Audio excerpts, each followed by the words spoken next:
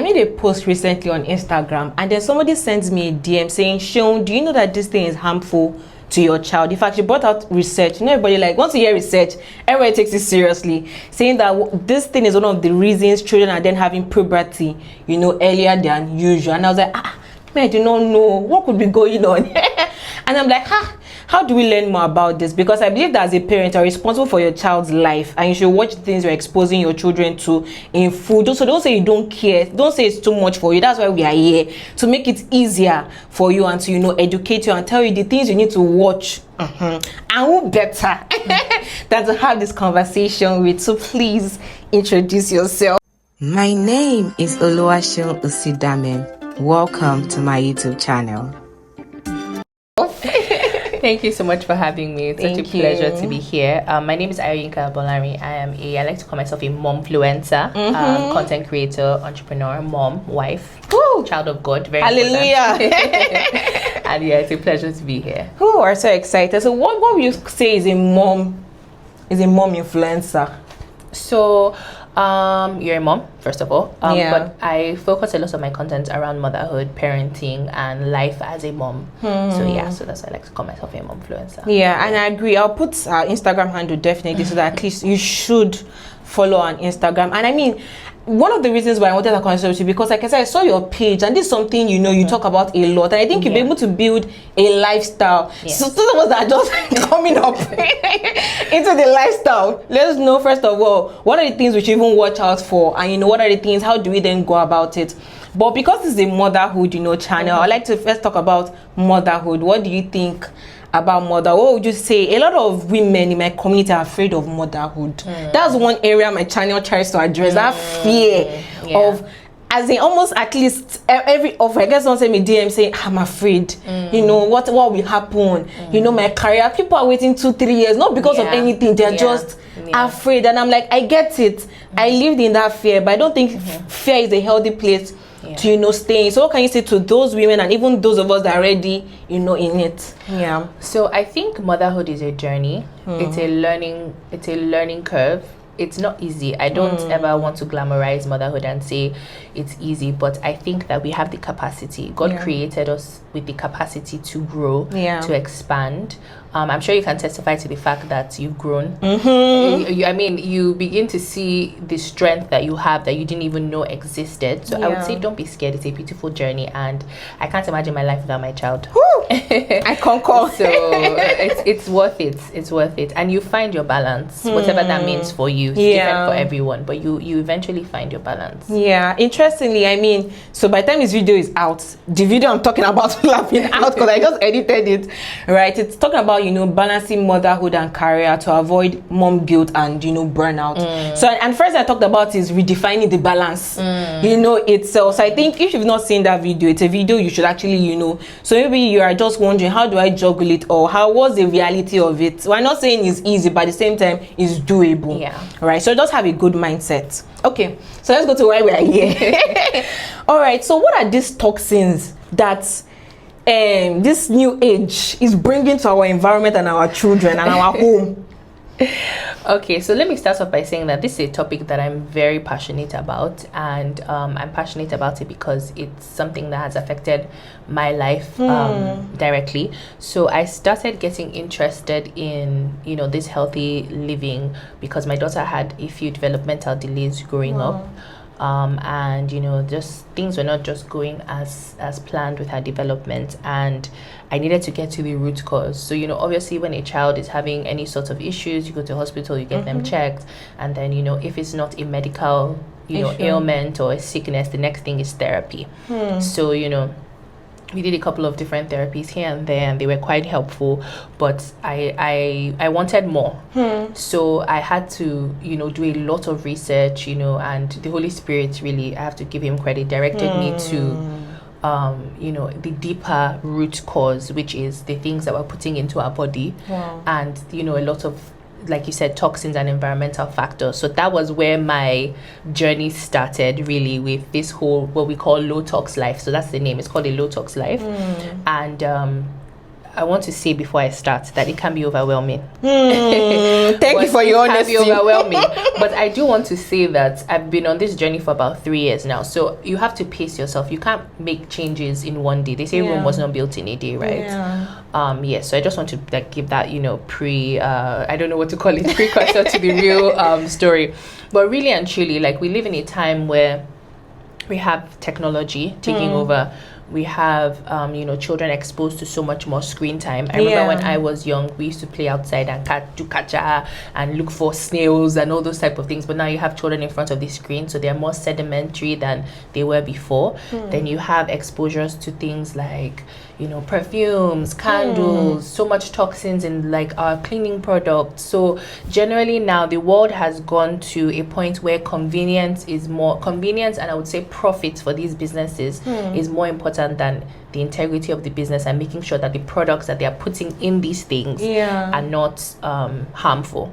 But because these businesses they're competitive, they have to be competitive to stay in business. So they make their sugar sweeter, they make their candy with more artificial coloring. You know, they do everything to make more profit and to cut costs. And it's affecting our children in the long run. Hi. Wow. So I just want to ask, because I feel like moms, when you become a mom, a part of you just goes into medicine. Because of your background. Like, now it's like you are so into it, you probably even know more than those that studied it. Yeah, so I mean, it's part of motherhood, because then you know, you like I said, like, motherhood is a journey and it doesn't come with a manual. So your child is sick and you need to find out what's wrong with them, and then you become, you know, the doctor. So I'm not a doctor, I don't have any medical background. However, I am now going into what they call functional medicine, which is finding the root cause of let me put it this way. So basically, doctors, they kind of you know, they treat symptoms. A lot of people in functional medicine feel like doctors treat symptoms, but functional doctors, they go to the root cause of exactly what is causing this illness. Let's get to the root cause of it. So if you have a headache, we're not going to give you paracetamol for that headache. We're going to find out why you have a headache and what part of your body needs healing in order for you not to have a headache anymore. So that's what functional medicine is. So I'm going to take a course in functional medicine and hopefully, you know, be able to do more with it. Wow. And you know why I'm good to say? Because I'll use myself as an example. My daughter has this dry skin issue. They told me it's dry skin, and you see on her body it's like black patches on her legs, on her hands, and then she itches it a lot. And every time we go to the hospital, it's like they see we don't know. It's difficult to find. I've tried changing bed sheets, I've tried changing her clothing materials, and I'm still unable to get. And I'm careful because I don't want to start keeping on.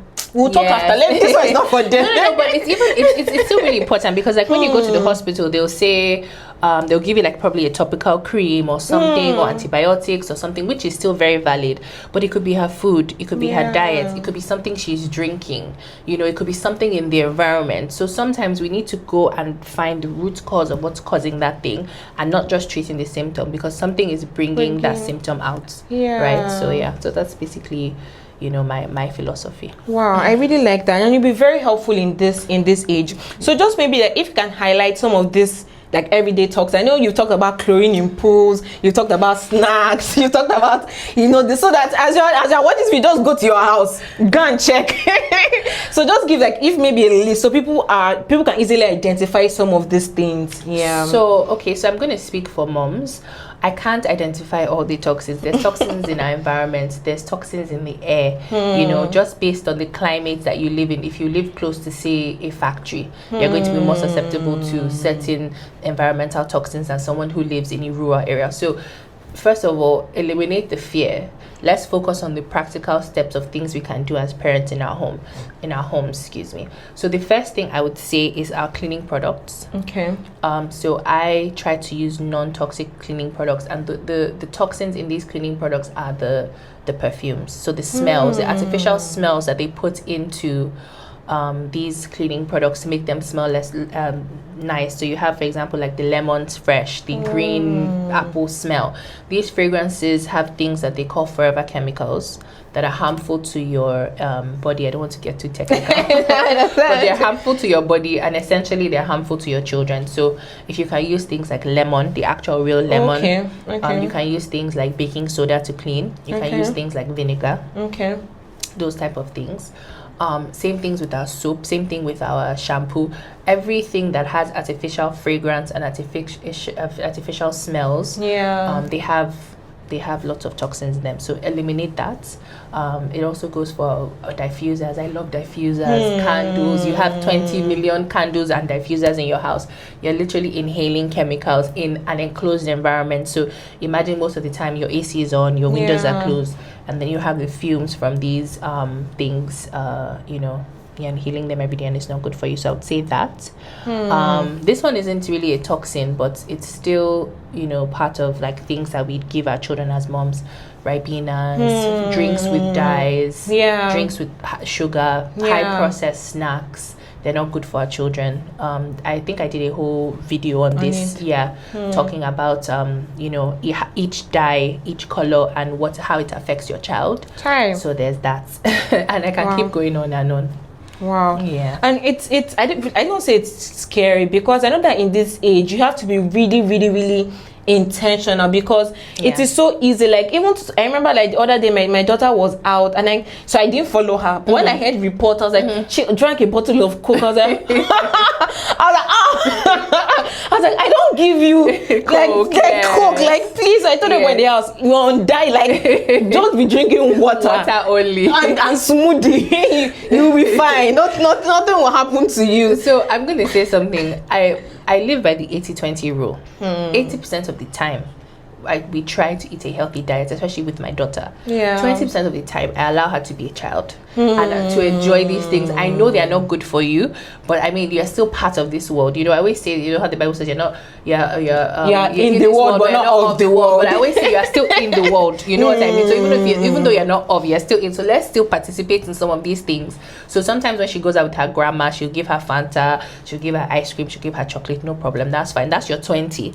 Then when you're at home, then we do the 80. But I don't make it like rigid, because when you're too rigid with it, you get frustrated, and then that's also not life. I really like that. I think what I'm about to say now, so we've touched it a bit, but because I know that, like you said, if you're hearing for the first time, it may be overwhelming. You're asking yourself, where do I start from? And I will use myself as an example, right? Trying to do like healthy. I always tell people that my goal is not to lose 10 kg in 20 days. I'm trying to build a lifestyle.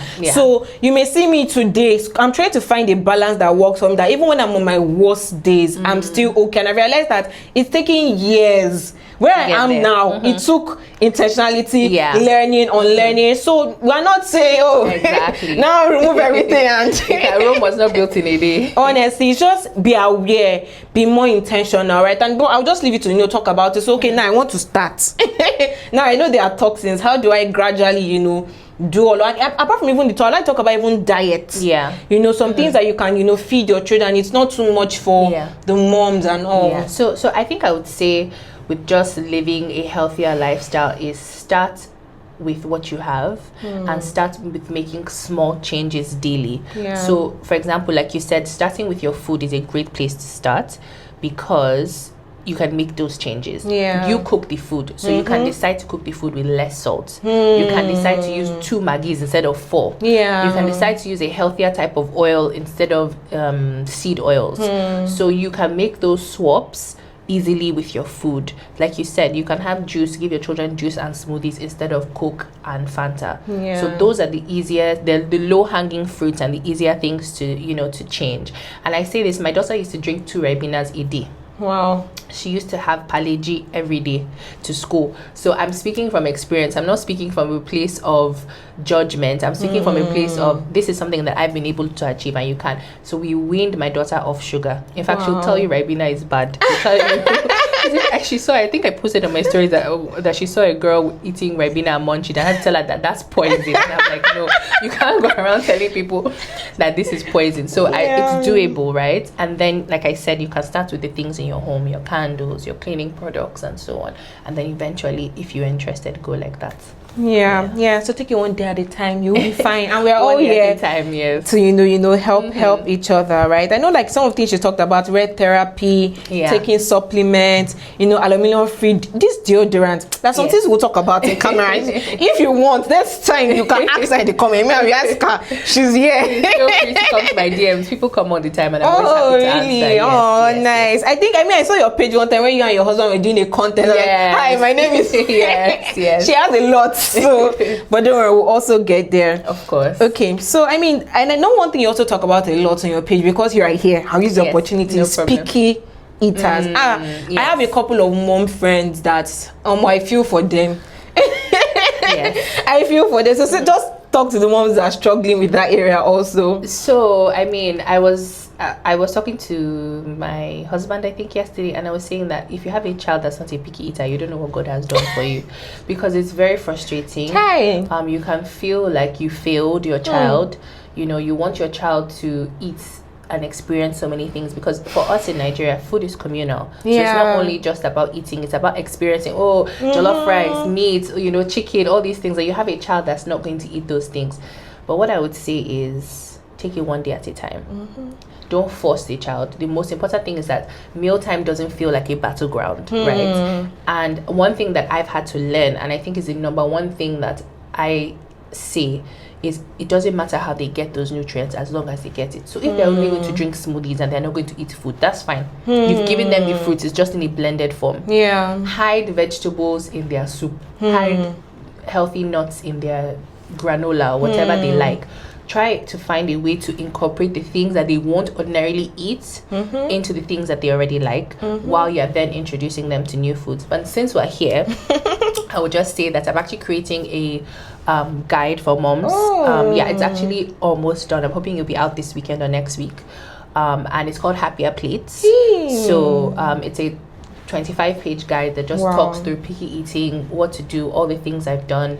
And so you can come to my DMs and you can purchase it. I've made it very affordable because I really want as many moms who need to get it to be able to get that. So hopefully that will help them. That's nice. I didn't, cause top of my head, I know 3 moms. Please. Honestly. So I know when it's out, I'll let you know. I know at least 3 moms. If I recently, there was also someone in my comment section, I think I did a post talking about, she was like, our daughter is over a year and she's still taking just cereal. And like she's like, she doesn't know, so I was trying to encourage her, but now that I know this, you're going to gain. So I was going to say, like, for a mom like that, you can blend so many things into the cereal and give them their nutrients while you're still encouraging them to try new foods. Wow, that's very helpful. Okay, so then another thing I'm going to talk about is parenting. Okay. Parenting itself. Okay, let's go. Should we go into the gentle and traditional parenting, or should keep it mild? We can talk about it. I have my own feelings about gentle parenting, but we'll go there. We'll get there. Let's go there. Because you are here, I'm trying to maximize all I can about motherhood from you. So, gentle parenting and traditional parenting, what is your thoughts in this age? Like I said, I have my own opinion, but let me hear from you also. So I'm a firm believer in gentle parenting. However, I would say with a touch of Niger mom. I'll put it like that. And I think that the problem is actually, like, I've been meaning to make a video on this. I've just been, quite busy. And actually, I'm creating a whole series around this. I know, like, every time I'm like, these are things that I think about in my head all the time. It's actually called This Might Offend Some Moms. And we're going to talk about gentle parenting. Really? Yes, because I feel like gentle parenting has a bad rep. And that's because a lot of people don't understand it. That's one. Number two, to gentle parent, you have to really search within. And gentle parenting will test you as a person, and it will open your eyes to a lot of nuances, a lot of behavior traits and things that you have as a person that you might not want to address. Wow. So gentle parenting is not letting your child do what they want. It's taking time to make that child understand life through the experiences that you have in front of you. So when a child does something, it's a low-hanging fruit to hit them. It's a low-hanging fruit to shout at them. That doesn't take a lot of effort.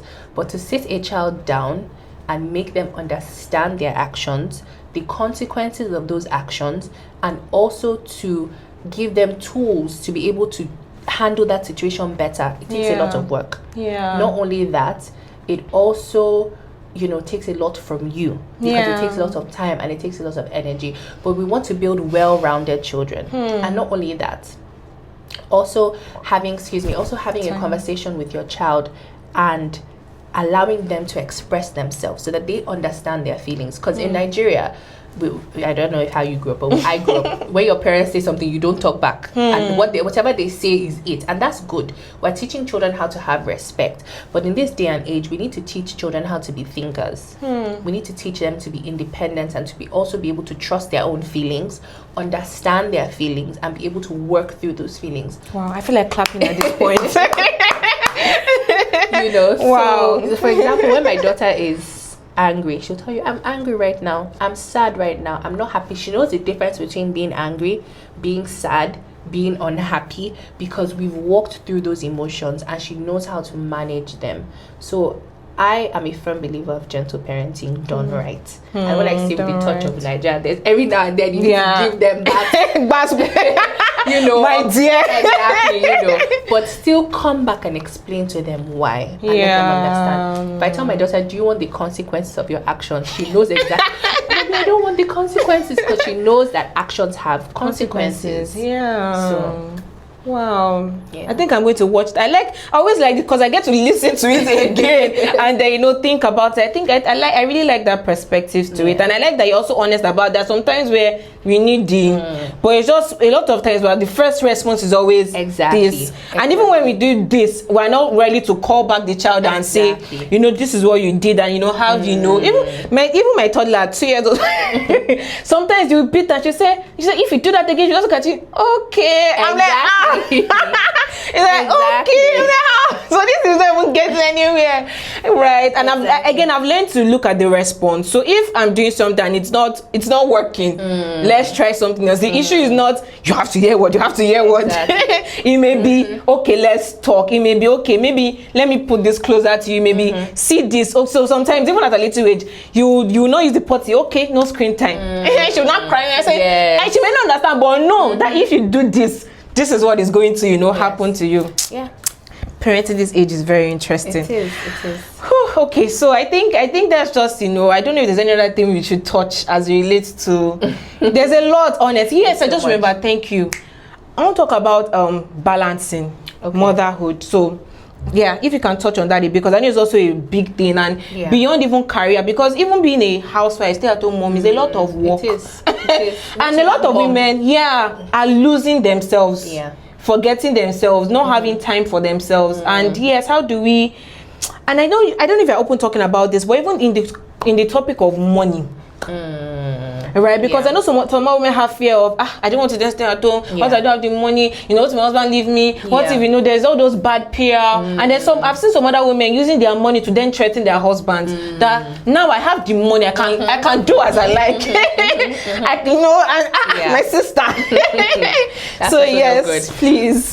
So I would say that first of all, every family is different. There are no two family dynamics that are the same. You can even be sisters and your family, and you can both have children at the same time, and your family dynamic is not going to be the same. So the first important thing is to understand your family and find what works for you, not what the next person is doing or what you're seeing on social media. Because social media has also played a big role in the perceptions that we have as women and as moms.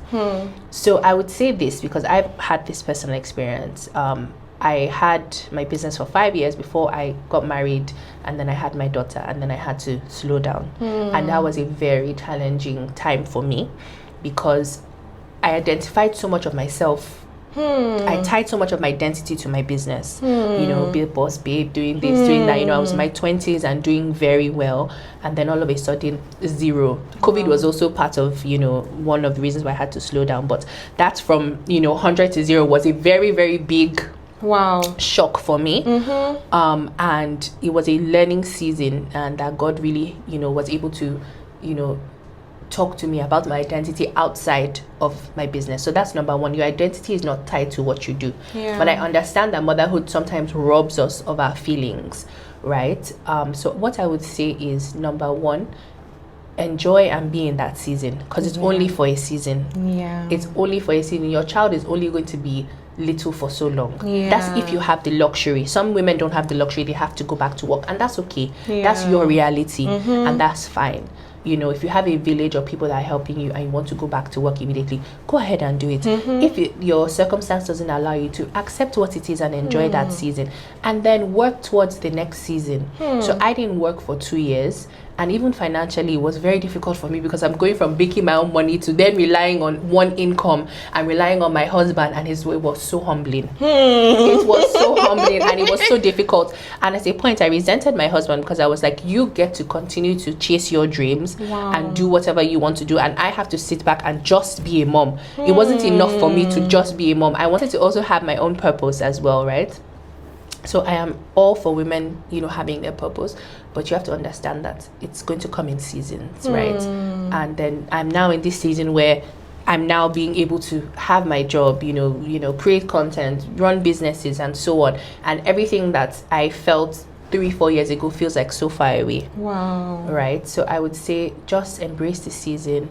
Don't lose your sense of self if you can, by doing little things. So I would do things like one day a week I would try and do something for myself, even if it's go and do my hair, go to the cinema, you know. And gradually my child was getting older and needed me a little bit less, and then I was putting more structures in place for myself. So it's not a fun place, but I say it's a rebirth. The old me is gone, and I had to mourn that. But I love this new version of me. But it's not easy. I know it comes with emotions and it comes with so much, but you will get through it. That's what I want them to know. You will get through it, and you will find your balance, and you will find your purpose. But like anything, it takes time. Yeah. Sorry, I'm soaking it in. No. There's some things that till you fully experience, you may not fully understand or appreciate, because I can 100% relate. See, there's some things I'll say off camera. It's not for you people. Wow, a lot of converse, even beyond what I had, listed there. And there's so much, we could keep unpacking and unpacking and unpacking. Like motherhood doesn't end. There are so many layers to it that we won't even leave here. But I'm sure you've learned something. I'm sure you've picked something. I'm sure you've gained some form of knowledge, some form of help, some form of, something in this video. And if you have, this is a good time to share it before you go far. And if you've come this far, you've not subscribed, child of God, why?